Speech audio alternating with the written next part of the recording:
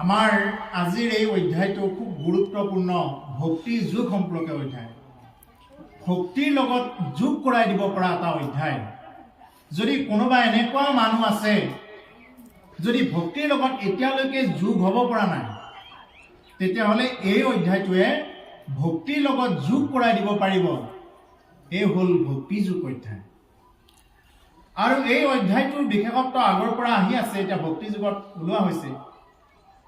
এই অধ্যায়টো ভগৱন্তৰ অৱতাৰ কপিল প্ৰভুৱে তেওঁৰ মাতৃ দেৱহূতিৰ আগত এই কথাবিলাক কৈ আছে। তেওঁ নিজৰ মাকক কৈ থকা কথা এইখিনি। হে আই দেৱহূতি, যে এনেকে এনেকে ভক্তি হয়, এনেকে জ্ঞান, এনেকে মানুহৰ তামসিক গতি হয়, এনেকে ৰাজসিক গতি হয়, ভক্তি কেই প্ৰকাৰৰ, এই সমস্তবিলাক বস্তু ইয়াৰ মাজতেই কৈ থোৱা আছে। খুব গুৰুত্বপূৰ্ণ, খুব মনোৰম এই কথাবিলাক। তাকে এতিয়া কৈছে যে ভগৱন্ত নিগদতি শুনামা দেৱহূতি, এই ধ্যানে যিটো মুক্তি ভৈলা, ভগৱন্তই নিগদতি মানে কৈছে এতিয়া শুনামা দেৱহূতি, হে আই দেৱহূতি, এই ধ্যানে যিটো মুক্তি ভৈলা। ইয়াৰ আগত কেনেকে কি ঈশ্বৰ ধ্যান কৰিব লাগে এই কথাবিলাক কৈ থৈ গৈছে। যে যদি মই কোৱাৰ নিচিনাকে যদি ধ্যান কৰি তুমি যদি গতি পোৱা, দেহাকো নেদেখে আৰু কিবা আছে কিবা নাই, কিবা আসনতে বকি ৰৈলা, তেওঁৰ দেহাটোৰ প্ৰতি মানে গুৰুত্ব নাহে, দেহ দৃষ্টি তেতিয়া গুৰুত্ব নাহে, নিজক পাহৰি যাব। তাকে ক'লে যেনে মধ্য মাতোৱাল পতিৰ বস্ত্ৰ ভিতৰত আছে নাই একো নাজানো। যেনেকুৱাকে মদ খাই মাতোৱাল এজন ব্যক্তিয়ে তেওঁৰ গাত মোৰ কাপোৰ আছেনে নাই সেইটো তেওঁ নিজেই নাজানে। যদি কোনোবা এজন মাতাল ব্যক্তিয়ে মানে তেনেকুৱাকে থাকে, তেওঁৰ গাত কাপোৰ আছেনে নাই সেইটো তেওঁৰ বিচাৰ্য বিষয় নহয়, না সেইটো মানে তেওঁৰ নাজানে এইটো কথা। ঠিক তেনেকুৱাকে যিসকলে একান্ত ভকতি কৰে, যিসকলে কপিল প্ৰভুৱে কোৱাৰ দৰে ভকতি কৰে, তেওঁৰ দেহ ধৰ্মত আৰু নাথাকে। ইয়াৰ পিছত আলোচনা কৰা হ'ব দেহ ধৰ্ম কি, আত্মধৰ্ম কি সম্পৰ্কে কোৱা হ'ব। এতিয়া এইটোৱে জানি ল'ব যে ভক্তি কৰিব লাগিলে আমি কোনে কি কাপোৰ পিন্ধি আহিছে, কোনে সোণাৰ পিন্ধি আহিছে, কোনে ৰূপাৰ পিন্ধি আহিছে, কোনে বোৱা কাপোৰ পিন্ধিলে নে কিনা কাপোৰ পিন্ধিলে, কাৰ গামোচাখন বোৱা গামোচা, কাৰ গামোচাখন কিনা গামোচা, এইবিলাক চব বাদ দি আমি আত্মধৰ্মলৈ যাব লাগে। এইবিলাক হ'ল চব মিছা। পাছে কৰ্ম নাশ হৈলে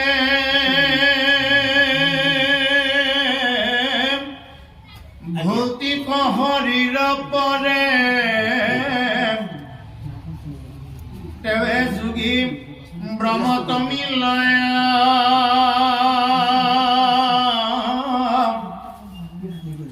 এৰায়া সংসাৰ দুখ লভে ব্ৰহ্মানন্দ সুখ, ও যেন জলে জল প্ৰৱেশ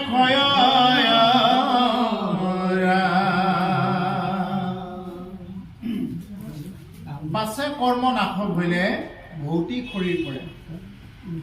কৰ্ম বন্ধনবিলাক যেতিয়া এৰাই যাব, আমাৰ কৰ্ম বন্ধন যিবিলাক আছে, এই যিবিলাক নেকি আমাৰ যিবিলাক লৈ আহিছো কৰ্মবিলাক, সেই কৰ্মবিলাক কি কৰিব লাগিব, ভোগ কৰিব লাগিব। প্ৰাৰব্ধ যিবিলাক নেকি আমাৰ কৰ্ম আছে, প্ৰাৰব্ধ কৰ্মবিলাক আমি ভোগ কৰিব লাগিব। মই এটাই অনুৰোধ কৰোঁ, প্ৰথমতে চাহটো আৰু দ্বিতীয়বাৰ কেতিয়াও নিদিব ইয়াত, যোনেই নহওক। কাৰণ মহাৰাজ পৰীক্ষিতে ভাগৱত কথা শুনিছে, এজন ৰজা হয় 7 দিন 7 ৰাতি একো পানী নোখোৱা। আমি যদি 1 ঘণ্টা আধা ঘণ্টা বহিম বা 2 ঘণ্টা বহিম, তাতে যদি আমি চাহ খোৱাৰ হেৰি হয়, এইটো বহুত বেয়া কথা নহয়। গতিকে নিদিবই, কোনোবাই যদি নুশুনে নাই নিদিব, সেইবিলাক কথা নহয়। বিষয়টো সেইবিলাক কাটি যায়। আমাৰ ইন্দ্ৰিয়বিলাকক বহিমুখী হ'ব দিব নালাগে। আমিতো খাই আছো, এইখিনি দি লওক, ইয়াৰ পিছত নিদিব, মই এইটো কৈছোঁ, এইখিনি দি লওক। কাৰণ আমাৰ ইন্দ্ৰিয়বিলাক সদায় বহিমুখী। ভাগৱত শুনিব আহিলে প্ৰথমতে আমি ইন্দ্ৰিয়বিলাকক অন্তৰ্মুখী কৰি ল'ব লাগিব। চকুকেইটা আমি বেলেগ ফালে চাই থকা, এইফালে কোনে কি কৰি আছে এইবিলাক চাই থকাটো বন্ধ কৰিব লাগিব। জিভাখনেৰে কোনখন বিস্কুটৰ সোৱাদ আছে, কোনখন কি আছে, কোনে কেনেকে লৈ আছে, কোনে কেইখন পালে, এইবিলাক চোৱা লোৱাটো বাদ দিব লাগিব। এই বস্তুবিলাক বাদ দিলেহে কি হ'ব, ভাগৱত শুনাৰ সাৰ্থকতাটো হ'ব। আমি সকলোবিলাক ত্যাগ কৰি আমি যি সময়খিনি বহিম এই সময়খিনি বাকী চব বাদ দি একান্ত মনে আমাৰ কিছুমান বস্তু মানে ত্যাগ কৰি বহিব লাগিব কি বস্তু মানে ধনাভিমান ধনক লৈ অভিমান থকা ব্যক্তিয়ে ভাগৱত শুনিব নোৱাৰে ৰূপাভিমান যাৰ নেকি ৰূপক লৈ অহংকাৰ থাকে সেই মানুহে ভাগৱত শুনিব নোৱাৰে যাৰ নেকি গুণাভিমান যাৰ গুণক লৈ অহংকাৰ থাকে সেই মানুহে ভাগৱত শুনিব নোৱাৰে যাৰ দায়িত্বাভিমান থাকে সেই মানুহে ভাগৱত শুনিব নোৱাৰে যাৰ পাণ্ডিত্যাভিমান থাকে সেই মানুহে ভাগৱত শুনিব নোৱাৰে পণ্ডিতক লৈ যাৰ নেকি অহংকাৰ থাকে তেওঁ পাঠকৰ লগতো দগালে কেনেকে পাৰি পাঠকক কিবাকে অকণমান হেৰি কৰিব পাৰিলে ভাল আছিল ঘৰৰ পৰাই ভাবি আহিব আজি মই এইটো প্ৰশ্ন কৰিম আজি পাঠকক ঘৰৰ পৰাই ভাবি আহিব যেতিয়া এইবিলাক বস্তু যদি ভাৱ হয় তেতিয়াহ'লে আপোনাৰ যিটো নেকি কিবা আছিলে এই যিটো নেকি ভক্তিৰ মলত যিটো নেকি এটা সংস্কাৰ এটা হয় এই সংস্কাৰৰ পৰাও কিছু কাটি গ'লে গতিকে সেইকাৰণে ভাগৱত অনুষ্ঠানত আহিলে সৰ্বপ্ৰথমে আমি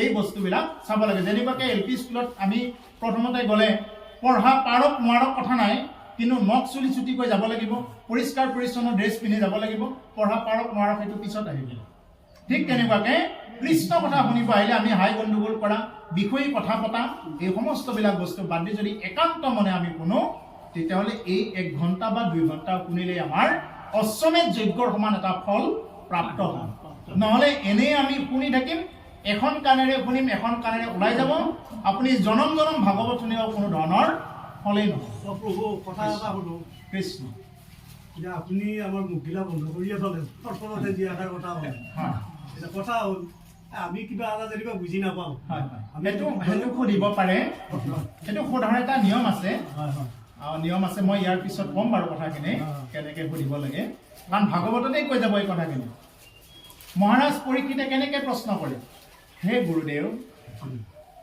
গুৰুদেৱ মোৰ এটা প্ৰশ্ন আছিল কৰিব পাৰিমনে এইটো এতিয়া এই মাত্ৰ যেনেকুৱাকৈ ক'লে যে মোৰ এটা কথা আছিল এনেকুৱা পাৰিমনে কাৰণ ভাগৱত ব্যাসাসনত যোনে বহে তেওঁক গুৰু বুলি মান্যতা দিব লাগে যদি এইখিনি সময়ৰ কাৰণেও যদি গুৰু বুলি নাভাবে তেতিয়াহ'লে এইটো গুৰুদ্ৰোহী হয় গতিকে সেইকাৰণে গুৰুক কেনেকৈ প্ৰশ্ন সুধিব লাগে যেনেকুৱাকৈ শিক্ষকক কেনেকৈ প্ৰশ্ন সুধে শিক্ষকক যদি প্ৰশ্ন সুধে এইটো পৰা নাই বুলি ক'লে হ'ব নেকি আমাৰ কিছুমান ভাগৱত অনুষ্ঠান এই ৰচোন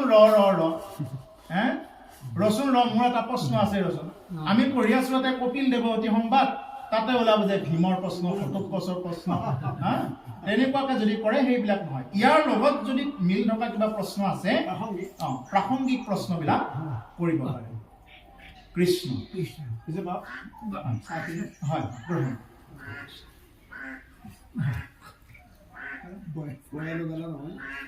হেৰা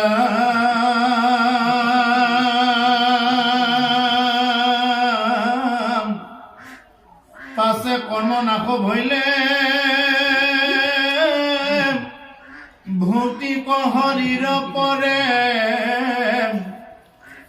তেবে যোগী ব্ৰহ্মতমী লয়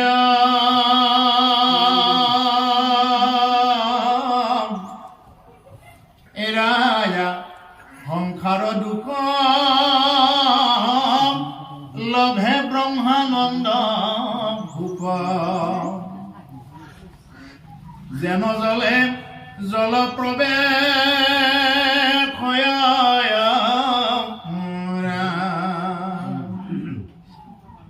তেতিয়া কি হৈ যায় এই ভৌতিক শৰীৰটোৰ পিছত যেতিয়া নেকি নোহোৱা যায় ভৌতিক মানে এইটো পঞ্চভৌতিক শৰীৰ এই পঞ্চভৌতিক শৰীৰটো যেতিয়া নেকি আমাৰ নোহোৱা হৈ যাব মাটিৰ দেহা মাটিতেই বিলীন হৈ যাব পঞ্চভৌতিক ক্ষিতি অপ তেজ মোৰ বোম গতিকে এই 5 প্ৰকাৰৰ বস্তুৰ লগতে ধাতুৰ লগতে কি হৈ আছে আমাৰ তেনেকুৱাকে শৰীৰটো গঠন হৈ আছে গতিকে এই শৰীৰটো পঞ্চভৌতিক শৰীৰ পঞ্চভূততেই বিলীন হৈ যাব মাটিত বিলীন হৈ যাব একচাম জুইত বিলীন হৈ যাব একচাম পানীত বিলীন হৈ যাব একচাম আকাশত বিলীন হৈ যাব এনেকুৱাকে আমাৰ এই 5টা তত্ত্বৰে গঠিত দেহাটো 5টা তত্ত্বতে গুচি যাব আমি এটা এই যে উশাহ নিশাহ লৈ আছো এইটো বায়ু থকাৰ কাৰণেহে এইটো আমাৰ পঞ্চতত্ত্বৰ ভিতৰত এটা বায়ু তত্ত্ব গতিকে অগ্নি তত্ত্ব আছে জঠৰাগ্নি বুলি কয় আমাৰ যেতিয়া নেকি ভাত চাত খাই দিওঁ এই যে এইবিলাক যে ভাত চাত যে গলাই দিয়ে কিবা কৰে গতিকে এইবিলাক কি কৰে অগ্নি আছে ভিতৰত অগ্নি আছে সেইকাৰণে আমাৰ দেহাটো গৰম উঠি থাকে কিহৰ পৰা গৰম উঠে ইয়াত কোনোবাই কিবা কাৰেণ্ট লগাই থৈ দিছে নেকি? নাই লগোৱা, এনেই গৰম উঠি থাকে। কিয়? কাৰণ ভিতৰত অগ্নি আছে, জল আছে ভিতৰত, যাৰ কাৰণে জিভাৰ পৰা পানী ওলাই থাকে, এইবিলাক হ'ল জলৰ কাৰণে। গতিকে সেইকাৰণে আমাৰ পঞ্চতত্বৰে গঠিত দেহা পঞ্চভূততে বিলীন হ'ব। সেইকাৰণে কৈছে পাছে কৰ্ম নাশক হ'লে ভৌতিক শৰীৰ পৰে, তেবে যোগী ব্ৰহ্মত মিলয়। আৰু তেতিয়াহে যোগীয়ে ব্ৰহ্মত বিলীন হ'ব পাৰিব। যোগ সাধনা যদি নকৰে তেতিয়াহ'লে তেওঁক যোগী বুলি নক'ব। গতিকে যোগ সাধনা কেনেকৈ কৰিব লাগিব? প্ৰত্যেকটো সময়তে কেৱল কৃষ্ণ নাম ৰাম নাম জপ কৰিব লাগিব। কেৱল ৰাম নাম জপ কৰিলে কি হ'ব? আপুনি সাধু, সন্ন্যাসী, যোগী, তপস্বী, ধ্যানী সকলো হ'ব পাৰিব। আৰু যদি সেইবিলাক একো নকৰাকৈ যদি এনেই আছে নামটো লৈ, তেতিয়াহ'লে যোনেই নহওক কোনো ধৰণৰ ফলৱৰ্তী নহ'ব। সেইকাৰণে কৈছে যে ভৌতিক শৰীৰ পৰে। এতিয়া আমাৰ ভৌতিক শৰীৰটো কি হৈ যায়? ইয়াতেই ৰৈ যায়। তেতিয়াহে কি হৈ যায়? আমাৰ পৰা এটা বস্তু ব্ৰহ্মত বিলীন হৈ যায়। আমাৰ এই দেহাটো যিটো নেকি এটা লিংগ দেহ প্ৰাপ্তি হয়, লিংগ দেহা বুলি। এইবিলাক কথাও এই ৩য় স্কন্ধতে কৈ থোৱা আছে কথাবিলাক। লিংগ দেহ প্ৰাপ্তিৰ পিছত যদি পাপী হয় তাৰ কি শাস্তি হয়? এটা লিংগ দেহ যেতিয়া পায়, সেই লিংগ দেহাটোৰ কোনো কাৰণত মৰণ নাই। যদি কোনোবা পাপ কৰি আছে সঁচাকৈ, সেই পাপী দেহাটোৰ কোনো কাৰণত মৰণ নাই। কোনটো মৰণ আছে? আমাৰ এইটো দেহাৰ কিন্তু মৰণ আছে। এতিয়া যদি লোহাই হানি দিয়ে, কিবাৰে হানি দিয়ে, মাৰি দিয়ে, আমাৰ এই দেহাটোৰহে মৰণ আছে। কিন্তু মৰাৰ পিছত যিটো নেকি আৰু এটা দেহা পায়, এইটোৱে হ'ল লিংগ দেহা। সেই লিংগ দেহাৰ কেতিয়াও মৰণ নাই। সেইকাৰণে জমে কেতিয়াবা একদম জুইত পেলাই দিয়ে, একদম নিজৰ মাংস নিজক টানি খুৱাই, এইবিলাক বিৱৰণ আছে ইয়াতে বিৱৰণ আছে। এইবিলাক জুইৰ ওপৰেৰে নি থাকিব, আপুনি তাপ পাই থাকিব, কিন্তু তথাপিতে সেই পাপীৰ মৰণ নাই। যিয়ে পাপ কৰে সেই পাপীজনক জুইৰ ওপৰে যাব, তেওঁ নিজৰ মাংস নিজে কাটি খাব লাগিব। যদি মাংস খাই খুব ভাল পায়, যদি তেওঁ আন জীৱক হত্যা কৰিছে, সেই জীৱবিলাকে তেওঁৰ নাড়ীবোৰ চব নি দিব। বিচাই ডাকে, মহে খায়, সাপে খায়, বাঘে খায়, গোটেইবিলাক কথা লিখা আছে ইয়াতে। এই স্কন্ধতে লিখা আছে এইবিলাক কথা। গতিকে সেইকাৰণে যেতিয়া নেকি সেই দেহাটো প্ৰাপ্ত হয়, লিংগ দেহা, তাৰ পৰা কিন্তু কোনো কাৰণত সাৰি যাব নোৱাৰে। গতিকে সেইকাৰণে এতিয়া জীয়াই থকা দিনকেইটাতে আমি কি কৰিব লাগে? হৰি নাম ল'ব লাগে। হৰি নাম, হৰি নামে সাৰ, হৰি নামে কৰি আছে জগতৰ উদ্ধাৰ। হৰি নামেহে কেৱল জগতখন উদ্ধাৰ কৰি আছে। তাৰ বাহিৰে যিমানবিলাক আপুনি দেখি আছে, শুনি আছে, এই কোনোবাই বোলে দামী ঘৰ বান্ধিলে, কোনোবাই বোলে ভাল দামী কাপোৰ ল'লে, কোনোবাই বোলে দামী গাড়ী ল'লে, এই সকলোবিলাক ভুল মিছা। কোন সঁচা? হৰিয়েই সঁচা। এই হৰিকে কেৱল হংসা মাত্ৰ, অ ৰাম ৰাম ৰাম ৰাম ৰাম, তান্ত বিনে মিছা যত দে সিহুনি মানে। হৰিয়েই কেৱল সঁচা। তাৰ বাহিৰে তুমি যিমানবিলাক দেখি আছা, শুনি আছা, এই সকলোবিলাক হ'ল মিছা। চব মায়া, চব মায়া। মায়াতে আমি কেৱল মায়াতে মজি আছো ইয়াতে। এই যে পুত্ৰ পৰিবাৰ আপোনালোকে প্ৰথমতে গাইছে, ব্ৰহ্মা আদি কৰি জীৱ জগত ৰাম ৰাম ৰাম, মায়া সৰ্জাৰ মাজে আশ্ৰয় ঘুমতি যায়। চববিলাক, আনকি ব্ৰহ্মা আদি কৰি যিমানবিলাক দেৱতা আছে, স্বয়ং প্ৰভু ভগৱন্ত কৃষ্ণৰ বাহিৰে বাকী সকলোবিলাক কি আছে? মায়া সজ্জাৰ মাজত শুই আছে। চবেই মায়াৰ মাজত। আমাৰ ইয়াৰ পৰা ব্ৰহ্মলোকলৈ যিমান আছে, আমাৰ ভূলোকৰ পৰা ব্ৰহ্মলোকলৈ যিমান আছে, চবেই মায়াত আছে। চবেই কিন্তু ঈশ্বৰক প্ৰাপ্ত হ'বৰ কাৰণে আছে। দেৱাদিদেৱ মহাদেৱ শিৱ, তেওঁ প্ৰত্যেকটো সময়তে কি কৰি থাকে? জপ কৰি থাকে। কি জপ কৰি থাকে? ৰাম নাম জপ কৰি থাকে। ৰাম নাম। ৰাম নাম যদি কোনোবাই লয়, মহাদেৱৰ কৃপা লাভ কৰিব পাৰে। এইবিলাক কথা কীৰ্তনত লিখিত দিছে মহাপুৰুষ জনাই যে হে পাৰ্বতী, ৰা বুলি যদি কোনোবাই উচ্চাৰণ কৰে, মতো ক'ব নেকি বুলি মই ভাবো। কোনোবাই যদি ইয়াতে কোনোবাই যদি ৰ বুলি উচ্চাৰণ কৰে, এই ৰাম বুলিয়ে ক'ব নেকি বুলি শিৱই কাণখন ধুৱাই দিয়ে। এই যোগেশ্বৰ শিৱ, সেইকাৰণে তেওঁৰ আন এটা নাম হ'ল ৰামেশ্বৰম। ৰামেশ্বৰম সদা শিৱ। যোৱা ৰাতিৰ পৰা আজিলৈ শিৱৰাত্ৰি চলি আছে। এই শিৱৰাত্ৰিত আমি খুব ভাল পাইছোঁ, কৰি আছে আৰু কৰিব লাগে। কিন্তু তাতে এটা কথা বেয়া লাগে, যেতিয়া নেকি তেওঁৰে ভক্তবিলাকে যেতিয়া নেকি তেওঁক ভাং, এই কি কয় এইটো ধতুৰা, এইবিলাক বস্তু যেতিয়া নেকি বিষাক্ত দ্ৰব্যবিলাক দি দিয়ে তেওঁৰ ওচৰত, মহাদেৱ শিৱ তেওঁ নিজে এজন ঈশ্বৰৰ প্ৰথমজন বৈষ্ণৱ, 12জন বৈষ্ণৱৰ ভিতৰত প্ৰথমজন বৈষ্ণৱ হ'ল মহাদেৱ শিৱ। এই মহাদেৱ শিৱই কেতিয়াও তেনেকুৱাকে ভাং খাই পাৰ কৰা নাই। তেতিয়া এটা গান বজাইছে, কিবা ভাং খাই দিনে ৰাতি খাই ফুৰে ভাং আৰু ধতুৰা বুলি ক'লে কি মহাদেৱ শিৱই ভাং আৰু ধতুৰা খাই আছে নেকি? ইয়াৰ ফটোবিলাক যদি ভালদৰে চাই দেখা পাব যোগেশ্বৰ শিৱই কেৱল যোগ ধ্যান কৰি থাকে, কেৱল ধ্যান, অনবৰত ৰাম নাম জপ কৰি থাকে।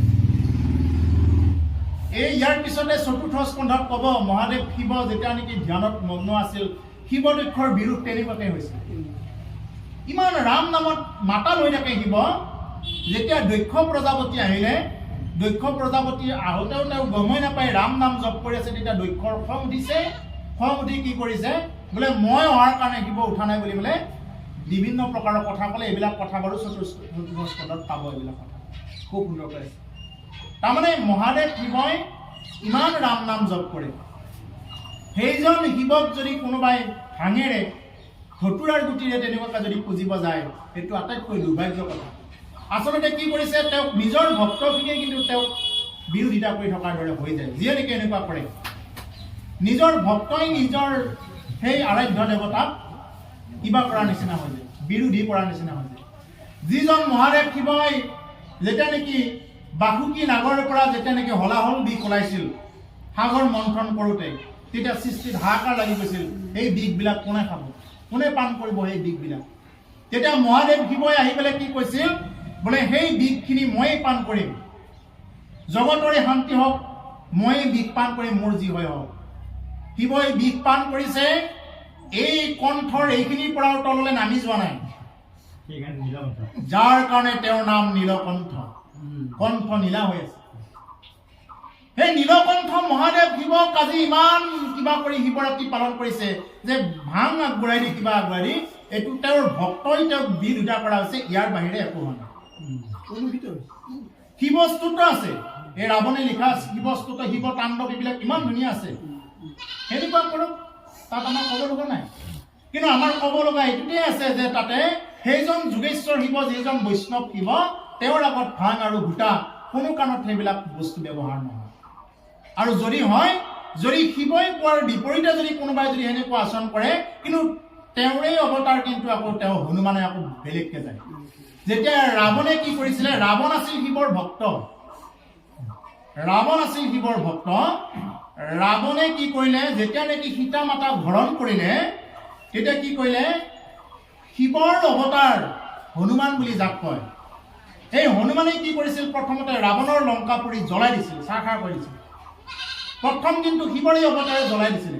গতিকে সেইকাৰণে যে শিৱ ভজিব লাগে, শিৱ জগতৰ ঈশ্বৰ, কিন্তু সেই জগতৰ ঈশ্বৰক যদি তেনেকুৱাকৈ কৰিব যায়, হিতে বিপৰীত হ'ব। কিন্তু যদি কোনোবাই তেওঁৰ কথা নামানে, এইটো এটা প্ৰতীকীহে। প্ৰতীকী অৰ্থত আপুনি ভাং দিছে, কিবা দিছে, এইটো প্ৰতীকী অৰ্থত দিছে। কিয় সেৱন কৰিছে? সেৱন কৰাটো আটাইতকৈ ডাঙৰ অপৰাধ। আৰু তেনেকুৱা কাম কৰি শিৱৰাত্ৰি পূজা পালন কৰিলে মহাদেৱ শিৱ, যোগেশ্বৰ শিৱ কোনো কাৰণত সন্তুষ্ট নহয়। আৰু এইবিলাক কোনো শাস্ত্ৰতো লিখা নাই যে আপুনি ভাং দিয়ক, আপুনি কি ইটো সিটো দিয়ক, কি দিয়ে, আৰু গতিকে সেইবিলাক দিয়ক বুলি পেলাই ইয়াতে কোৱা নাই। মহাদেৱ শিৱ ঈশ্বৰৰ পৰম বৈষ্ণৱ। শিৱতত্ত্ব কি জানে?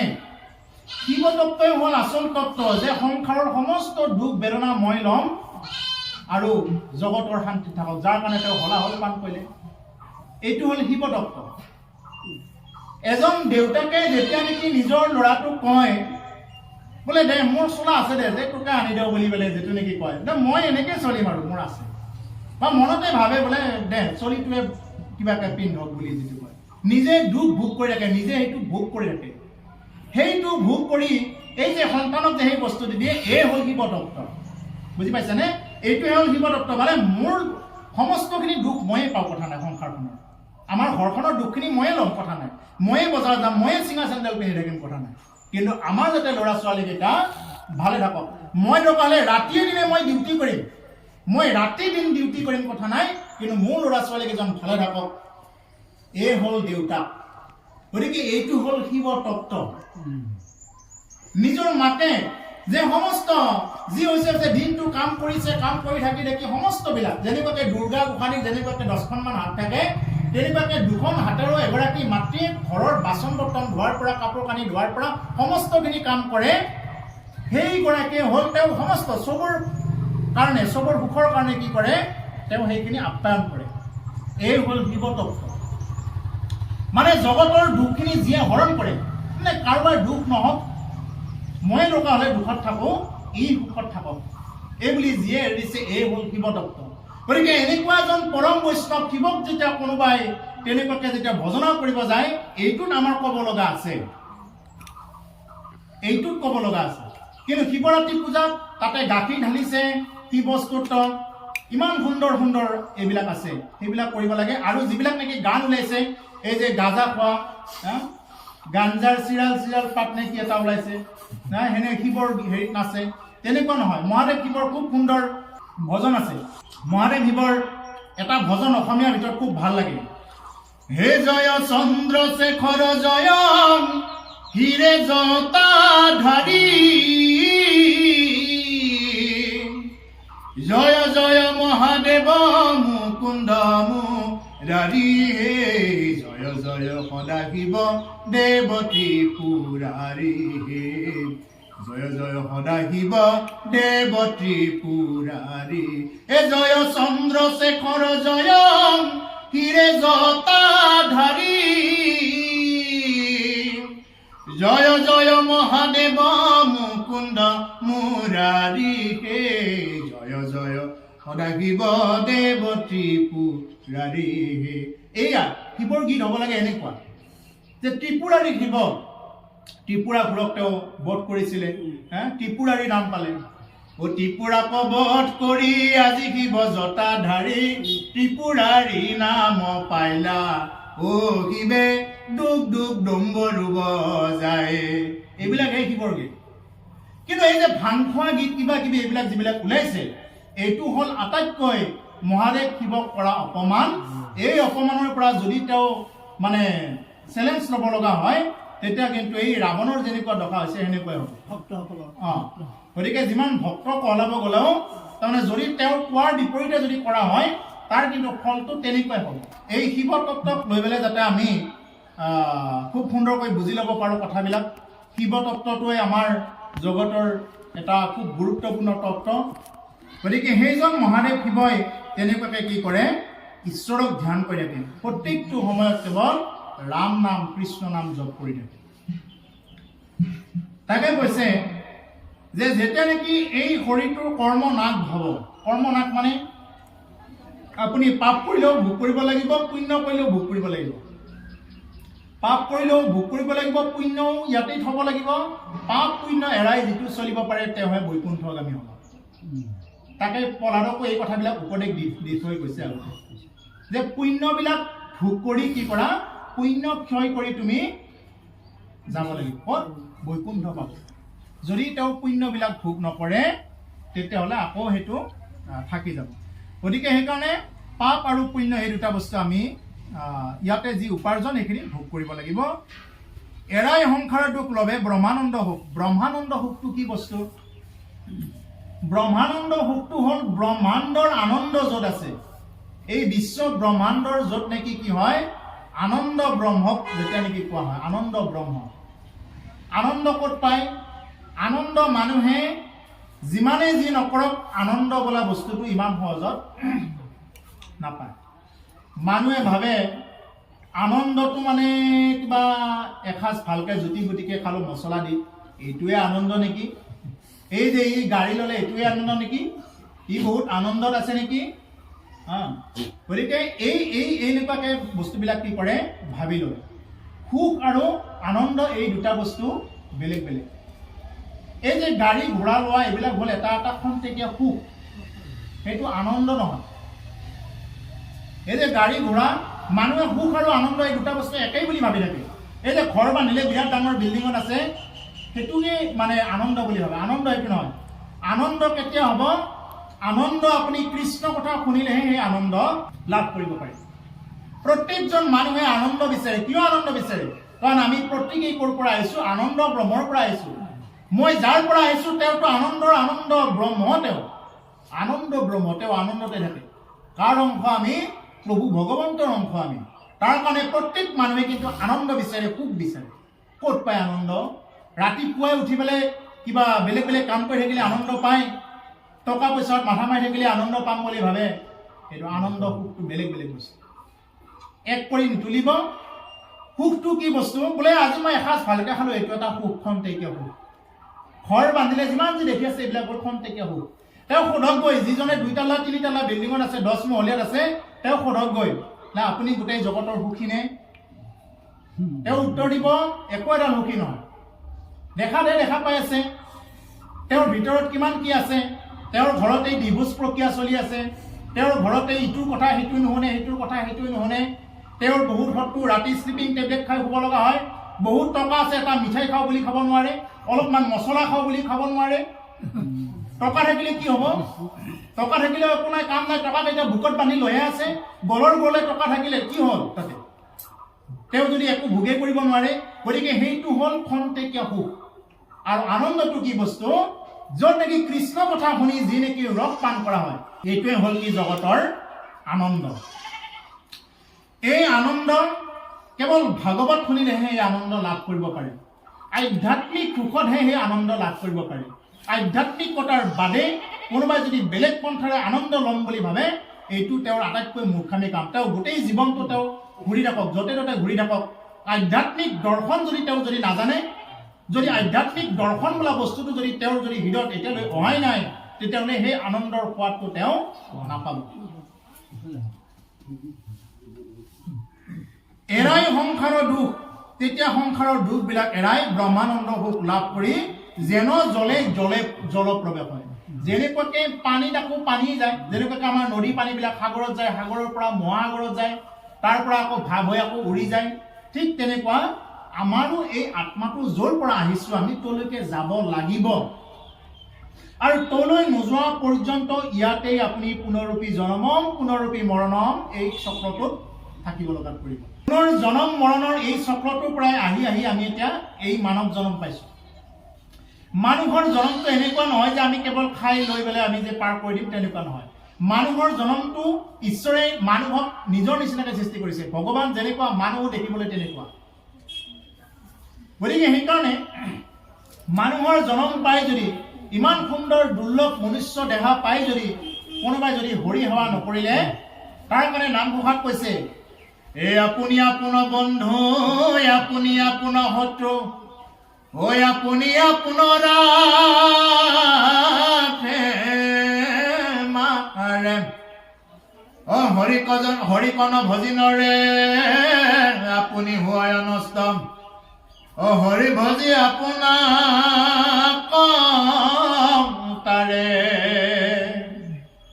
তাৰ কাৰণে দুখী কাৰোবাৰ বেলেগক সজাই লাভ নাই।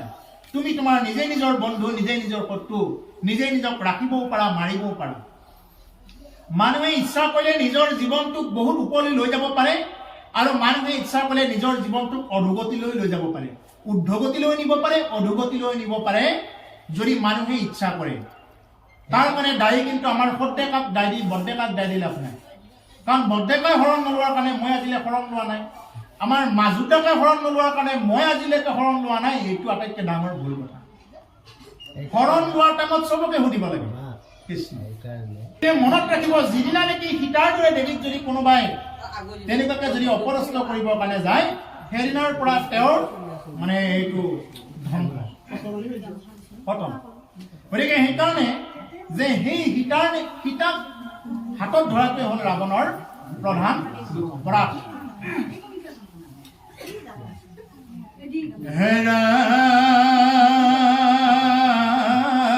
আৰু জীৱ সমস্তৰ বিবিধ সংসাৰ যেন তাকো কয়ো প্ৰপঞ্চীয়া মাত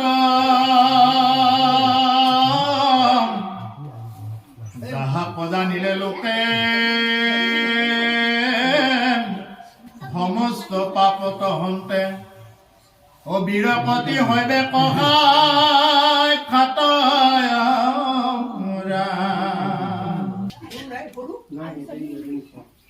এবাৰ আই দেৱহূতিয়ে নিজৰ ল'ৰাটোক আকৌ মানে কাকুতি কৰিছে সেই মানে কি কৈছে বাপ বুলি কৈছে নিজৰ ল'ৰা এতিয়া আৰু তই তই বুলিবলৈ সম্বোধন নাই আৰু কাৰণ যিয়ে নেকি উপদেশ দিয়ে যিয়ে নেকি কৃষ্ণ কথা কয় বা যাৰ মুখেৰে নেকি এইবিলাক কথা জনা যায় তেওঁই হ'ল সেইজন মানুহৰ গুৰু তেওঁই গুৰু গতিকে যিহেতু মাতৃয়ে ইমান দিন এইবিলাক কথা শুনাই নাছিলে এটা সংস্কাৰ অনুযায়ী কি পাইছে কপিল প্ৰভুক তেওঁ নিজৰ পুত্ৰ স্বৰূপে পাইছে তথাপিও পুত্ৰ বুলি চোৱা নাই এতিয়া কি চাইছে যে ঈশ্বৰ দৃষ্টিৰে চাইছে সেইকাৰণে আমিও প্ৰত্যেককে ঈশ্বৰ দৃষ্টিৰে চাব লাগিব ইয়াত বহি থকা সকলো ঈশ্বৰৰ অংশ সেইকাৰণে প্ৰত্যেককে আমি ঈশ্বৰীয় দৃষ্টিভংগীৰে চাব লাগিব অকল মানুহেই কিয় পশু পক্ষী যিমান যি আছে চববিলাকৰ ভিতৰতে কি আছে কীট পতংগ আদি কৰি সকলোৰ ভিতৰত ঈশ্বৰ আছে তাকে বৰগীতত কৈছে এই যত জীৱ জংগম কীট পতংগম অগণগ জগতেৰি কায়া ও নাৰায়ণ কাহে ভকতি কৰো তেৰা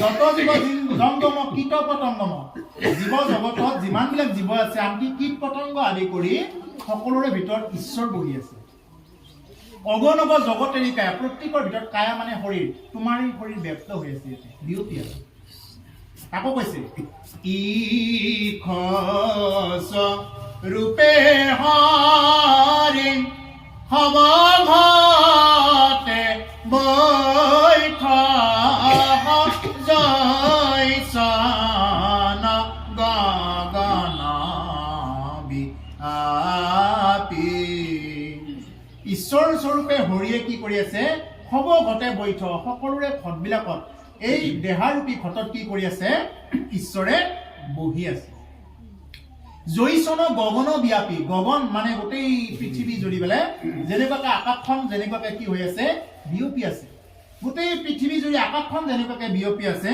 আমি যদি এনেকুৱা 100টামান মাটিৰ পাত্ৰত বা এনেকুৱা যিকোনো পাত্ৰত পানী ভৰাই দি যদি মুকলি আকাশৰ তলত যদি থৈ দিওঁ 100খন আকাশ দেখা পাম বা 100টা সূৰ্যও দেখা পাম তাতে সেইবুলি 100টা সূৰ্য নহয় 100খন আকাশ নহয় আকাশ এখনেই হ'ল কিন্তু আমি দেখাতেই ভুল হয় গতিকে ঠিক তেনেকুৱা যে আমাৰ প্ৰত্যেকৰ ভিতৰতে কি হৈ আছে জীৱাত্মা ৰূপী সেই প্ৰভুৰ এটা অংশ আমাৰ ইয়াতে বহি আছে এইটো দৃষ্টিৰে চাব লাগে সেইকাৰণে কৈছে যে বিবিধ সংসাৰ যেন তাকো কৈ প্ৰপঞ্চীয়া এই যে বিবিধ সংসাৰখনৰ যিবিলাক নেকি কথা আছে এইবিলাক কথা এতিয়া এই আই দেৱহূতিয়ে কপিল প্ৰভুক এইবুলি সুধি আছে এই যে সংসাৰখনত যিবিলাক নেকি জীৱ আছে গতিকে আমাৰ ভিতৰত প্ৰত্যেকৰ ভিতৰত যিহেতু ঈশ্বৰ আছে সেইকাৰণে আমি কি কৰিব নালাগে কোনো ধৰণৰ জীৱক আমি হিংসা কৰিব নালাগে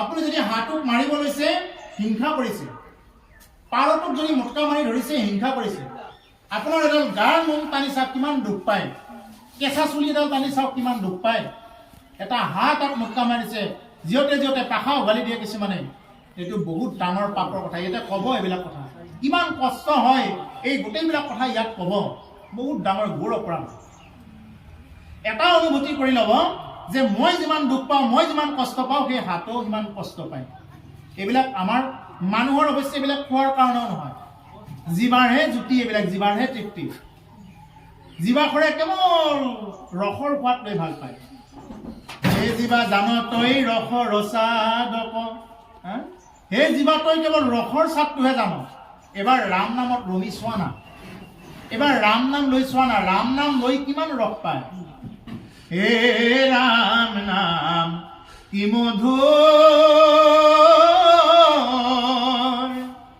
ও প্ৰভুৰ নাম কি মধুৰ ও মধুময় হৰিৰ নাম মন প্ৰাণ কৰে জোৰ মন প্ৰাণ কৰে জোৰ গতিকে ৰাম নাম এবাৰ লৈ চোৱা না ৰাম নাম ল'লে কি হৈ যায় মন প্ৰাণ জোৰ হ'ব নহ'লে কিন্তু জোৰ কোনো দিনেই নহ'ব ৰাম নাম ল'ব লাগিব ৰা বুলি কোৱাৰ লগে লগে আমাৰ ভিতৰৰ পৰা বায়ুটো বাহিৰলৈ ওলাই যায় ম বুলি কোৱাৰ লগে লগে উট দুটা কপত খাই যায় তাৰমানে আমাৰ পাপবিলাক বাহিৰলৈ ওলাই যায় আৰু পুণ্যবিলাক কি হৈ যায় সঞ্চয় হৈ যায় সেইকাৰণে ৰাম ৰাম যিমান পাৰি ৰাম নাম লৈ থাকিব লাগে সেইকাৰণে যে আমাৰ প্ৰত্যেকৰ ভিতৰত যিহেতু ঈশ্বৰ এজনেই আছে সেইকাৰণে আমি কোনো জীৱক তেনেকুৱাকৈ নিন্দা হিংসা কৰিব নালাগে সেই প্ৰত্যেক দেখা যিবিলাক জীৱ আছে সেইবিলাকৰ ভিতৰতে যাতে আমি ঈশ্বৰক দেখা পাওঁ যাতে আমি কৃষ্ণক প্ৰত্যেকৰ ভিতৰতে আমি দেখা পাওঁ এইটোৰে চাব লাগে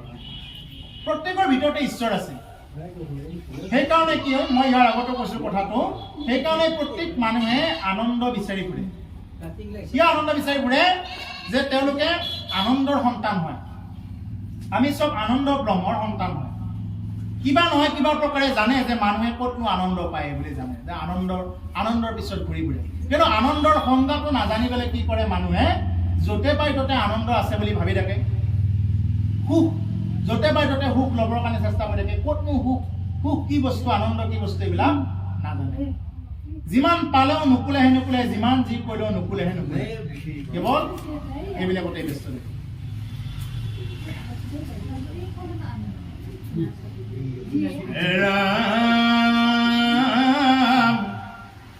জাত হন্তে হুয়ে ভয় লোকে পুণ্য আশ্ৰয় হেন কাল ঈশ্বৰ গতি বহিমুখ বিভাগীয় যদি বাপ আছে দায়া শুনি মই থাকো সম্প্ৰতি আই দেৱহূতিয়ে কৈছে যে হে বাপ যদি দয়া কৰা মোক এই কথাবিলাক কওক এই যে সংসাৰখনৰ কথা বিবিধ সংসাৰৰ কথাবিলাক যাক জানিলে লোকে সমস্ত পাপৰ হন্তে বিৰমতি হবে সাক্ষাৎ যিবিলাক কথা জানিলে মনুষ্য লোকে নৰ লোকে বিৰক্তি ভাৱ আহে বিৰক্তি ভাৱ কোনে জগাই তুলিব কোনেও জগাই তুলিব নোৱাৰে এজন উপযুক্ত গুৰুৱেহে কি কৰি দিব পাৰে এজন বিষয়ী লোকক বিৰক্তি জগাই তুলিব পাৰে উপযুক্ত গুৰু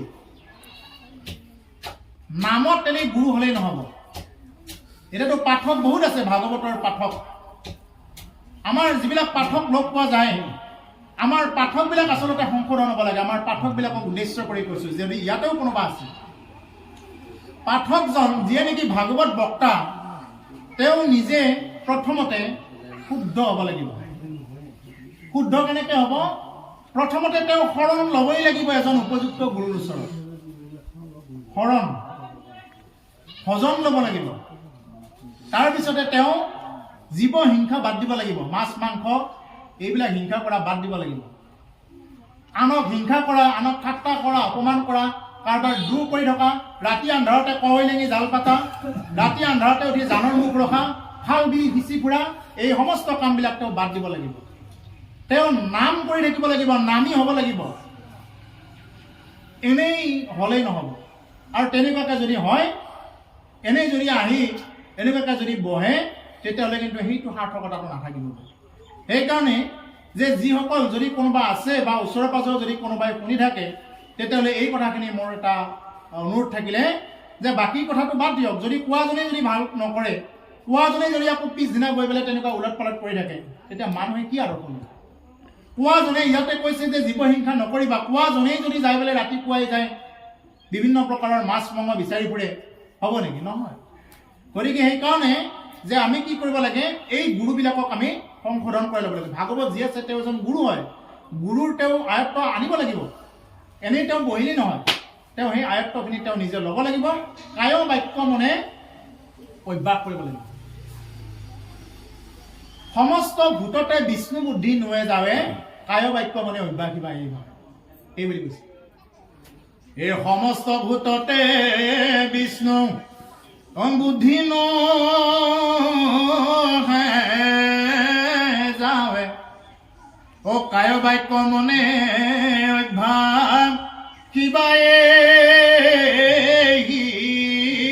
ভাবে ভক্তিটোৱে হ'ল এইটো বস্তু সমস্ত ভূততে বিষ্ণু বুদ্ধি যেতিয়ালৈকে দেখা নোপোৱা কায় বাক্য মানে কায় মানে শৰীৰ বাক্য মানে মই যি কথা ক'ম আৰু মনটো আমি একাগ্ৰ কৰি লৈ আমি অভ্যাস কৰিব লাগিব এই অভ্যাসটো কৰা যিদিনালৈকে আপোনাৰ সেই বস্তুবিলাকৰ ওপৰত বিৰক্তি ভাৱ জাগি উঠা নাই তেতিয়ালৈকে ৰাম নাম কৃষ্ণ নাম লৈয়ে থাকিব লাগিব কৃষ্ণ নাম লৈয়ে থাকিব লাগিব শেষ নহয় সেই বিৰক্তি ভাৱটো জাগি উঠিব লাগিব জগাই তুলিব লাগিব হয়তো এনেই যদি আমি যদি অনুষ্ঠানখন কৰিব লাগে কৰিছোঁ আৰু ৰাইজৰ এজন পাঠক মাতি নকৰিলে নহয় কৰিছোঁ ভাগৱত পাঠটো বিভিন্ন প্ৰকাৰ হৈয়ে থাকে আৰু ভাগৱত হৈয়ে থাকে কিন্তু হৃদয়ংগম কেইটাই কৰিছে এইটো ডাঙৰ কথা হৃদয়ৰ পৰা কেইজনে লৈছে আমি এইবিলাক ক'ব লাগে কাৰণে কৈ থাকিলেই নহয় শুনিব লাগে কাৰণে শুনি থাকিলেই নহয় শুনিলেই গতি নহ'ব শুনি উঠি মনন কৰিব লাগিব বস্তুবিলাক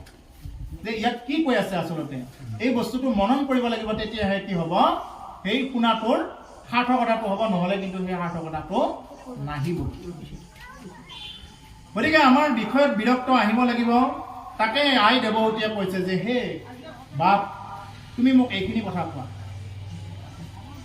জাত হন্তে ভূয়া ভয় লোকে পুণ্য আচৰয় হেন কাল ঈশ্বৰ গতি গতিকে যাক ভয় কৰি লোকে পুণ্য আচৰণ কৰিব পুণ্য কৰিব ধৰিব যাক ভয় কৰি নহ'লেতো মানুহে ভয় কিয় নকৰিব গতিকে কপিল প্ৰভু আই দেৱহতীয়ে এনেকুৱাকৈ প্ৰশ্নটো কৰিছে যাতে আমাৰ দুটাৰ আলোচনাৰ পৰাই যাতে জগতৰ লোকৰ কল্যাণ হয় এই বুলিয়ে কৈছে দেৱহতী মাতৃও ইমান নজনা নহয় কাৰণ তেওঁ যিহেতু ঈশ্বৰক জন্ম দিব পৰা এগৰাকী মাতৃ এনেকুৱা মাতৃ দেৱহতী আই যিয়ে নেকি ঈশ্বৰক নমাই আনিব পাৰিছে নিজৰ গৰ্ভত ধাৰণ কৰিব পাৰিছে এনেকুৱা এগৰাকী মাতৃ গতিকে তেওঁ ইমান নজনা নহয় কিন্তু তেওঁ এইকাৰণেই কৈছে যে যাতে লোকে পুণ্য আচৰয় হেন কাল ঈশ্বৰৰ গতি এই ঈশ্বৰৰ গতিবিলাক যাতে বুজি পাওক মানুহে যাতে পুণ্য আচৰণ কৰক এই বুলি পেলাই কি কৰিছে এই কথাখিনি সুধি আছে কহিওক বিভাগীয়া যদি বাপ আছে দয়া শুনি মই থাকো সম্প্ৰতি হে বাপ যদি দয়া আছে যদি মোৰ ওপৰত অকণমানো দয়া আছে তেতিয়াহ'লে মোক এই কথাবিলাক কৈ যোৱা মই শুনি থাকিম গতিকে আমাৰ এতিয়া ভাগৱত কথা শুনিব আহিলেও আমাৰ শ্ৰোতাসকলে কি বুলি ক'ব লাগিব বোলে আমি শুনিম নে নুশুনিম এইটো আমি নিজে ধ্যান কৰিব লাগিব যদি অকণমানো যদি হুলি হাল্লা হৈ থাকে তেতিয়া অনুমান কৰা যায় বোলে নাই আৰু আমনি পাইছে এতিয়া আৰু বাদ দিব লাগে সেইটো তেতিয়া আহি যায় বোলে নাই এইটো আমনি পাইছে আৰু যেতিয়া নেকি এজন গুৰুক যেতিয়া প্ৰশ্ন কৰা যায় তেতিয়াহে সেই গুৰুজনে কি কৰিব সেই কথাবিলাকৰো উত্তৰ দি দিব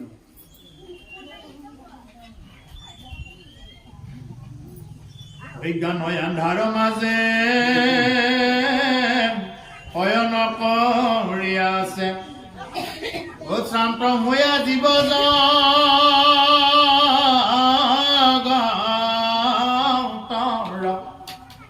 তাসমবাক কৰি দয়া উদয় ভৈলা তুমি যুগপন্থ প্ৰকাশ ভাস্কৰ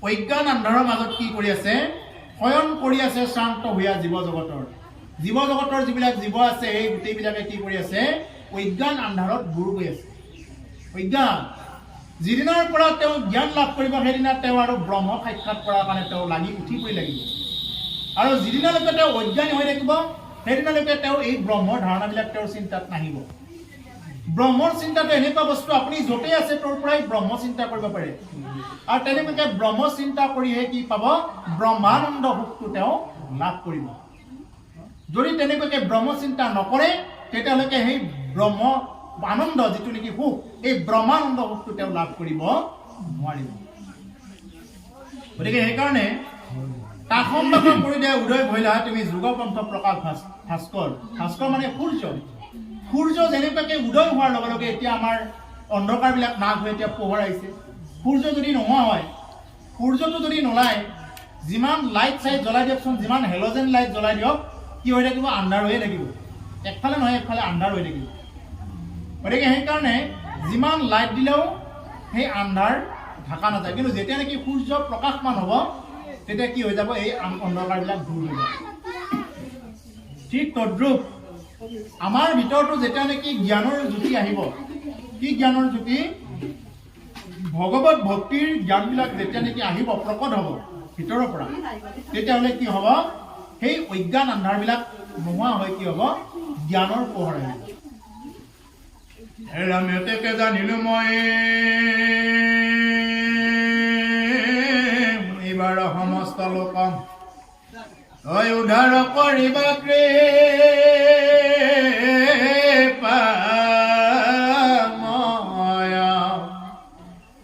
হৰিমুৰা মহাধন্য আছে অসংখ্যাত পুণ্য হেন প্ৰভু ভৈলা হাত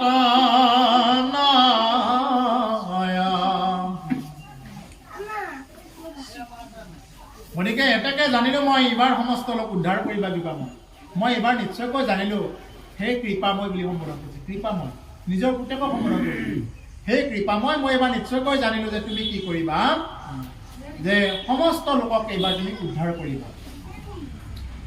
হৰিমূৰ মহাধন্য আছে অসংখ্যাত পুণ্য হেন প্ৰভু ভৈলাহাত নহয়, যে মোৰ অসংখ্য পুণ্য আছে যাৰ কাৰণে তোমাৰ দৰে পুত্ৰ মোৰ, মানে তোমাৰ দৰে এটা সন্তান মোৰ জীৱনত প্ৰাপ্ত হৈছে। সেইকাৰণে এগৰাকী মাতৃয়ে ইচ্ছা কৰিলে কপিল প্ৰভুৰ নিচিনা সন্তান নমাই আনিব পাৰে, এগৰাকী মাতৃয়ে ইচ্ছা কৰিলে শংকৰদেৱ মাধৱদেৱৰ নিচিনা সন্তান নমাই আনিব পাৰে, মহাপুৰুষক নমাই আনিব পাৰে। এগৰাকী মাতৃয়ে ইচ্ছা কৰিলে ভগৱান কৃষ্ণৰ, ভগৱান ৰামৰ দৰে অৱতাৰ নমাই আনিব পাৰে। আৰু এগৰাকী মাতৃয়ে যদি ইচ্ছা কৰে তেতিয়াহ'লে ৰাৱণৰ নিচিনা, বিভিন্ন ধৰণৰ কংসৰ নিচিনা এনেকুৱা অসুৰবিলাকো কি কৰি আনিব পাৰে, নমাই আনিব পাৰে। সেইকাৰণেই শুনি ল'ব লাগে, সন্তান জন্ম দিয়াৰ আগতে সেইকাৰণে ভাগৱত শুনি ল'ব লাগে, ভাগৱত ভক্তি ল'ব লাগে।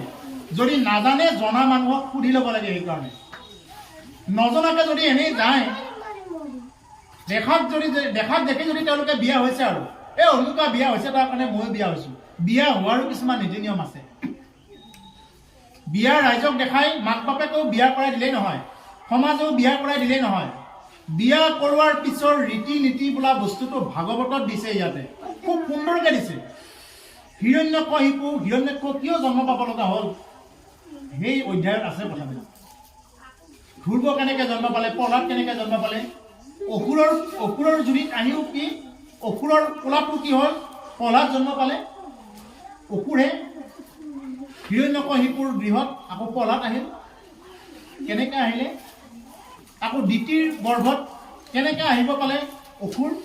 দ্বিতীয় গৰ্ভত থাকোঁতে যিখিনি পালে নাৰদৰ মুখত সেইখিনি কাম কৰিলে। হয় হয়, সেই বস্তুবিলাক এতিয়া সেইফালে যাব লাগিলে আৰু বহুত দীঘল হৈ যায়। সেইকাৰণে মই আৰু ওপৰতে কৈ থৈ দিছোঁ কথাখিনি। এই যে কথাখিনি হ'ল কি, যে কেনেকে আহিল সেই বস্তুবিলাক আমি কি কৰিব লাগে, আমি শিকাব লাগে ল'ৰা ছোৱালীবিলাকক। তেতিয়াহে কি হ'ব, ভৱিষ্যতে এই অঞ্চলত খুব সুন্দৰ সুন্দৰ বা ভগৱত ভক্তিৰ পৰা লোক ইয়াতে আহিব। যেনেকুৱাকে এখন প্লেন কৰিব লাগিলে কি কৰিব লাগে, এখন এৰোপ্লেন এনেকৈ ওপৰেৰে চাই পেলাই আমি যদি গোটেইবিলাকে লগ লাগি প্ৰতিবাদ কৰোঁ চৰকাৰক বোলে আমাৰ ইয়াতে প্লেনখন পেলাব লাগে, হ'ব নেকি? নহয়। আমাৰ ইয়াতে প্লেনখন পেলাব লাগিলে সেই উপযুক্ত ফিল্ডখন লাগিব। যেনেকুৱাকৈ আমাৰ গুৱাহাটীত আছে বা তেজপুৰত আছে, তেনেকুৱা এখন ফিল্ড লাগিব, এখন ডাঙৰ এয়াৰপৰ্ট সদৃশ এখন জাগা লাগিব, তেতিয়াহে হ'ব। গতিকে ঠিক তেনেকুৱাকৈ কৃষ্ণ পুৰুষ, ঈশ্বৰ পুৰুষ আহু আহুকেই থাকে, ভাল আত্মাবিলাক আহু আহুকে থাকে, কিন্তু জন্ম দিয়াৰ সঠিক সময়টো নজনাৰ কাৰণেই এইবিলাক হৈ আছে। জন্ম দিয়াৰ গৰ্ভত স্থিতি কৰাৰ সঠিক সময় আছে, এই সময়টো নজনাৰ কাৰণত এই যে জন্ম পোৱাৰ লগে লগে 2 মাহৰ পৰা 1 মাহৰ পৰা মোবাইল টিপিব পৰা হৈ যায়, এই গোটেইবিলাক কি কাৰণত হয়, এই গোটেইবিলাক কথা ভাগৱতত আছে।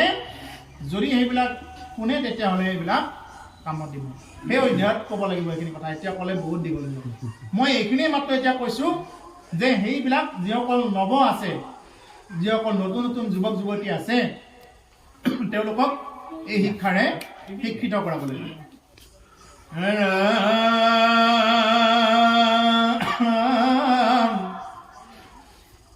মই বলন্তই হে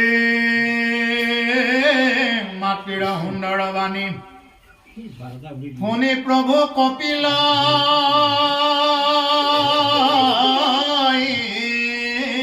ঈশ্বৰ কৃপাই পীড়িত হুয়া মাতিলন্ত প্ৰশংসিয়া কুশলক চিন্তিয়া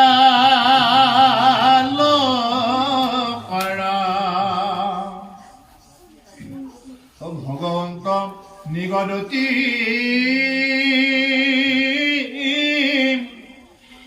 ধন্য ধন্য মহামতী মনুৰ নন্দিনী মূৰ মাগ ভালত ভৈলমতে সংসাৰত লীলাতি তুষ্ট ভৈল দেখি তজু ভাবায়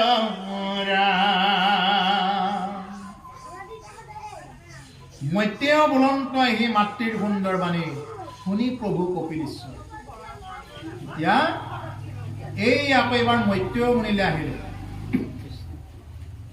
মৈত্ৰেয়ই এই কথাবিলাক বিদুৰক কৈ আছে মৈত্ৰেয় মুনিয়ে এইবিলাক কথা বিদুৰক কৈ আছে একফালেদি এই কথাবিলাক শুক মুনিয়ে পৰীক্ষিতক কৈ আছে আৰু এটা ফালেদি এই কথাবিলাক সুত মুনিয়ে শৌনক আদি ঋষিসকলৰ আগত কৈ আছে এনেকৈ বিভিন্নজনে বিভিন্নজনক কোৱা কথা গতিকে এতিয়া সেই কথাবিলাককে আনি এতিয়া আকৌ এতিয়া আমাক ক'লে মনত পেলাই দিলে মৈত্ৰেয় মুনিয়ে এতিয়া এই কথাখিনি কৈ আছে যে মাতৃৰ সুন্দৰ বাণী শুনি প্ৰভু কপিল ঈশ্বৰ যে মাকে যেতিয়া এনেকৈ শুনিবৰ কাৰণে ইচ্ছা কৰিছে তেতিয়া এজন গুৰুৱে কিন্তু মনে মনে থাকিব নোৱাৰে যেনেকৈ শুনিবৰ কাৰণে যদি কোনোবাই ইচ্ছা কৰে তেতিয়াহ'লেতো তেওঁ শুনাবই যদি শুনিব ইচ্ছা নকৰে কিয় শুনাব নুশুনে অপাত্ৰত দান দি লাভ নাই অপাত্ৰত দান দি লাভ নাই এই পাত্ৰ এই যে চাকিবোৰত যিমানখিনি তেল ধৰে ইমানখিনিয়ে দিব লাগিব ইয়াৰ ওপৰত যদি তেল ঢালিয়ে থাকে তেল আছে বুলিয়ে কি হ'ব গোটেই তেলবিলাক ইয়াতে পৰি কোনোবা পিছলি পৰিব জেগাখিনি লেতেৰা হৈ যাব ঠিক তদ্ৰুপ ক'ব গৈছোঁ অপাত্ৰত যদি জ্ঞানৰ কথা কৈ থকা যায় ফলৱৰ্তী নহয় অপাত্ৰত যদি দান দিয়া যায় কি দান যিকোনো দান হ'ব পাৰে আপোনাৰ ল'ৰা বা ছোৱালীগৰাকীক স্কুললৈ পঠাই দিছে 10 টকা বা 5 টকা বা 20 টকা এটা দিলেই হৈ যায় যদি তাকে নকৰি আপোনাৰ বহুত টকা আছে আপুনি 100 টকা 200 টকা 500 টকা দি পঠাইছে আপোনাৰ ল'ৰা ছোৱালী বেছি দিন নালাগে কম দিনৰ ভিতৰত বেয়া বস্তু খাব বেছি দিন নালাগে বুলি ক'লো মই কাৰণ ক'ত খটুৱাব এতিয়া পইচাটো খটুৱাবতো লাগিল জাগাটো কাৰণ তেওঁ এতিয়া অপাত্ৰই হৈছে ক'ত খটুৱাব লাগিব তেওঁ লগৰ লগত গৈ বেয়া বস্তুৱেই খাব আপুনি সৰু আছে বুলি পেলাই আপোনাৰ দৃষ্টিৰে সৰু আছে কিন্তু আপোনাৰ ল'ৰা ছোৱালী সৰু থকা নাই আজিকালি যিটো পৰিৱেশ দেখা পাইছোঁ ক্লাছ 6-7ৰ পৰা আপোনাৰ ল'ৰা ছোৱালী আপোনাৰ দৃষ্টিৰে সৰু আছে মাক দেউতাকৰ দৃষ্টিত কিন্তু এনেই সৰু থকা নাই বাকীবিলাক কথা ঠিকে জানে কিন্তু কৃষ্ণ কথা শুনিবৰ কাৰণে নাহে এইবিলাক হ'ল চৰম চতুৰালি কথা গতিকে সেইকাৰণে প্ৰত্যেকে নহয় এনেকুৱা বহুত আছে এতিয়া শিশু ভক্ত এনেকুৱা আছে বহুত শিশু ভক্ত এতিয়া আছে নতুনকৈ আমি মিডিয়াবিলাকত দেখা পাই আছোঁ চবেই নহয় কিন্তু বেছিভাগেই তেনেকুৱা হৈ গৈছে কিহৰ কাৰণত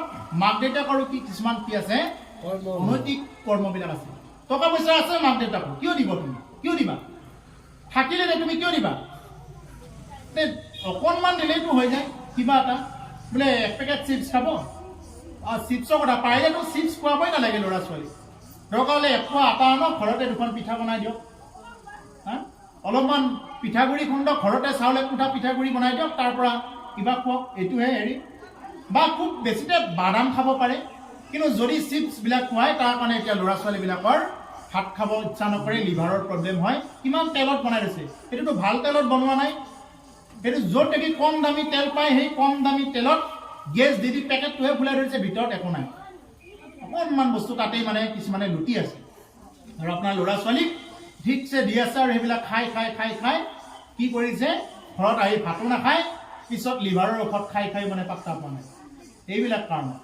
গতিকে সেইকাৰণে যিমান পাৰি সৰু বাচ্চাক চিপছ খোৱাৰ পৰা আঁতৰত থাকিব লাগে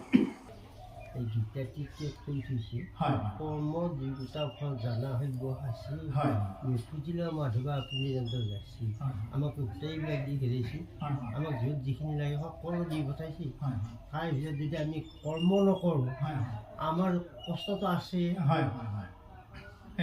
ভাল আৰু বেয়া আমি ভালটো নহ'লে বেয়াটো যাম মানে গতিকে আমাৰ এইবিলাক যেনেকৈ আমাৰ সংস্কাৰ এইবিলাক থাকিব তাৰ কাৰণে যে আমি কাৰোবাক ভোট দি লাভ নাই। মানুহৰ আটাইতকৈ ডাঙৰ কথাটো কি জানে, আমি ভাল ৰাস্তাত চলিবৰ কাৰণে বহুতক সুধিব লগা হয়। শৰণ ল'ব লাগে বুলি যদি শৰণৰ কথা কোৱা হয়, বোলে আমাৰ হেৰিকো দিব লাগিব, আমাৰ বৰডেকাক, সৎডেকাক, মাজু ডেকাক, আমাৰ চবকে সুধিব লাগিব, চলিকেইটাকো পালি সুধিব লাগে।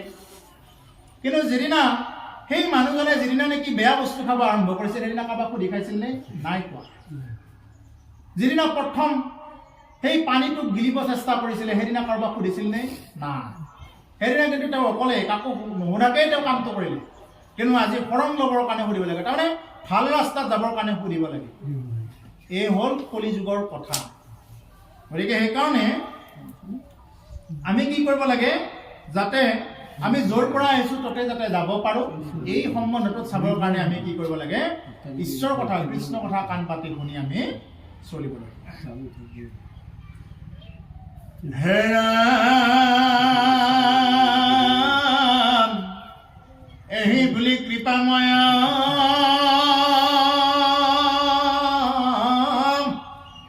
মৌনে ৰহিল অন্ততয়া দেখি দেৱী পুচন্ত দুনাই আৱে বাপ ভক্তি যোগ বিস্তাৰি কহিও মোক যেন মতে বুজো অভিপ্ৰায়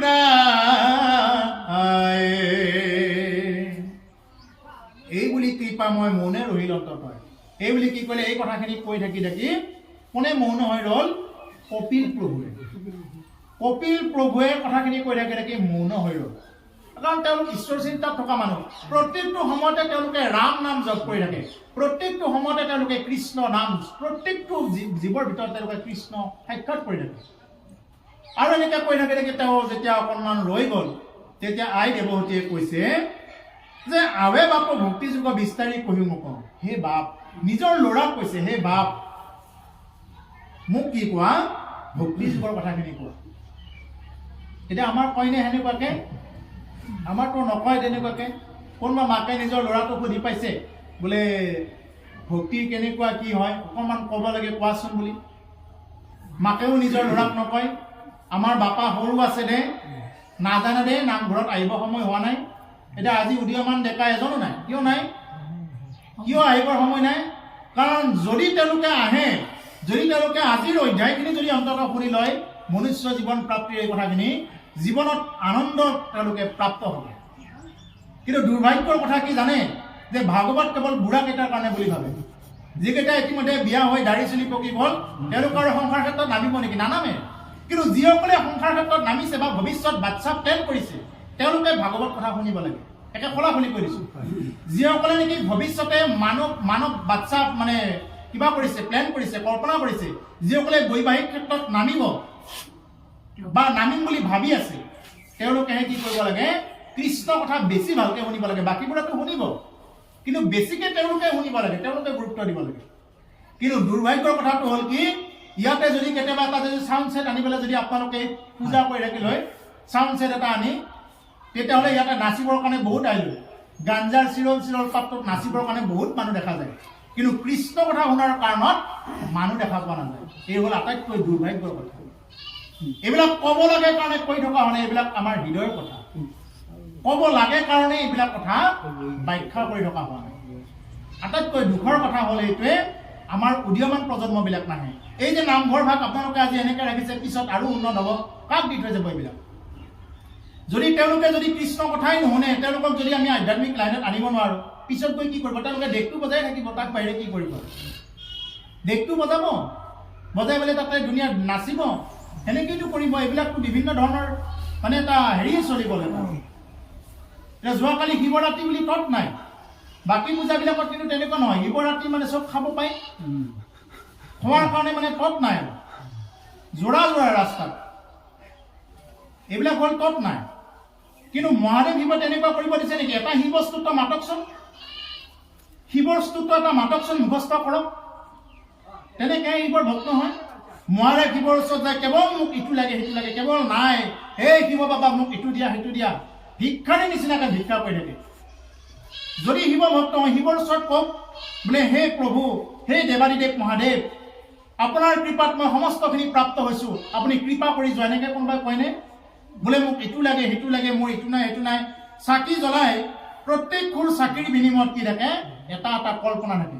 কেৱল নাই নাই নাইটোৰ গুৰতে ধৰি থাকে। এটা অলপ তেল দিব। নাই নাই নাই। আমি ঈশ্বৰৰ ওচৰত প্ৰাৰ্থনা নকৰোঁ যে আমি ঈশ্বৰৰ পৰা কি পাইছোঁ। আটাইতকৈ দুখৰ কথা কি জানে? মানুহৰ আটাইতকৈ দুখৰ কথা হ'ল কি, নিজে যিখিনি পাইছোঁ এইখিনি বস্তুত আমি কি কৰিব নোৱাৰোঁ? সন্তুষ্ট হ'ব নোৱাৰোঁ। সন্তোষম পৰম সুখম। যি মানুহে সন্তোষ লাভ কৰিব নোৱাৰে সেই মানুহে সুখ কেতিয়াও প্ৰাপ্ত হ'ব নোৱাৰে। আপুনি জীৱনত যিমানখিনি পাইছে এইখিনিতে সীমাবদ্ধ ৰাখক। ইয়াৰ বাহিৰে নোপোৱাটো পাবৰ কাৰণে ইমান হাবিয়াস কৰিব নালাগে। যিখিনি পাইছে বা যিখিনি পোৱাৰ ভৱিষ্যত সম্ভাৱনা আছে এইখিনিক লৈয়ে আপুনি কি কৰি থাকক? সন্তুষ্ট থাকক। বোলে প্ৰভু, যে তুমি ইমান সুন্দৰ এটা স্থানত জন্ম দিছা, চকু কাণ হাত ভৰি গোটেইখিনি আছে, কিছুমানৰতো সেইখিনিও নাই, তাক লৈ কান্দি আছে দিনে ৰাতিয়ে। আমাক যে ইমান সুন্দৰকৈ এইখিনি বস্তু দিছা প্ৰভু, তাৰ কাৰণে আপোনাৰ ওচৰত চিৰকৃতজ্ঞ। যাতে সাধু সংগ সদায় পাই থাকোঁ, যাতে ৰাম নাম সদায় লৈ থাকিব পাৰোঁ, এনেকৈ কোনোবাই কৈছেনে? নাই। কেৱল নিজক লাগে আৰু লাগে। ইটো পোৱা নাই, সেইটো পোৱা নাই, ইটো নাই সেইটো নাই, পোৱাৰ কোনোদিন শেষ নহয়। আপোনালোকে চাওক, একদম যিমান আমাৰ ভাৰতৰ ভিতৰতে হওক, পৃথিৱীৰ ভিতৰতে হওক, যিমান ধনী মানুহ আছে চবে মানে পোৱাৰ মানে শেষ নহয়। আৰু লাগে আৰু লাগে। যিমান পালেও নুকুলাই, যিমান পালেও নুকুলাই। কিন্তু সেই মনটোৱে হ'ল আচল কথা। এই মনটোক আমি কণ্ট্ৰল কৰিব লাগিলে এইখিনিতে আমি কি কৰিব পাৰিম? সন্তোষ ল'ব পাৰিম। মনটো যিমান হ'লেও নুকুলাই। ৰাৱণৰ কি নাই? ৰাৱণৰ সোণৰ লংকা। নিজৰ সতী মাকৰ পুতেক কুবেৰক কি কৰিলে? কুবেৰক খেলি দিলে। তাৰ পৰা সতীয়া মাক, ৰাৱণৰ দুটা মাক। এই সতী মাকৰ হেৰি আছিলে কুবেৰৰ অক্ষয় সম্পত্তি। তেতিয়া কি কৰিলে? সতীয়া মাকৰ সেই কুবেৰক খেদি পেলাই কি কৰিলে? ৰাৱণে সোণৰ লংকাখন লৈ ল'লে। পিছত এটা অভিশাপ পোৱা আছিলে তেওঁ, যে যেতিয়া নেকি তোৰ এই সোণৰ লংকাটোক বান্দৰে শেষ কৰি দিব বুলি পেলাই এটা অভিশাপ পাইছিলে। ঠিক সেইমতে সেই বান্দৰে শেষ কৰি দিব। গতিকে সেই ৰাৱণৰ সোণৰ লংকা থকাৰ পিছতো কি লাগে আৰু? ইমান ধুনীয়া মনন্দৰীৰ নিচিনা এগৰাকী আই সতী আছে, ইয়াতকৈ আৰু কি লাগে? তাতে আৰু ইমান দাগ গাখীৰি, ইমান বস্তু থাকে। ৰাৱণ যি নেকি সমস্ত মানে ব্ৰাহ্মণ, তেওঁ মানে ব্ৰহ্ম জ্ঞান আছে। তেওঁৰ ঘৰত ব্ৰহ্মাই আহি নিজে বেদপাঠ কৰে। ব্ৰহ্মা নিজে আহিব লগা হয় বেদপাঠ কৰিবৰ কাৰণে। শিৱ আহি পেলাই তেওঁৰ ঘৰত পূজা ল'বৰ কাৰণে আহিব লগা হয়। বাকীটো দেৱ দেৱী দেৱতা এইবিলাকতো চাকৰ নাকৰ নিচিনাকৈ তেনেকুৱাকৈ ৰাৱণৰ সেৱা কৰে। এইবিলাকতো তেওঁৰ একো বস্তুৱেই নহয় দেৱ দেৱতাবিলাক। তথাপি সেই ৰাৱণক কি লগা হ'ল? সীতাৰ দৰে এগৰাকী দেৱীক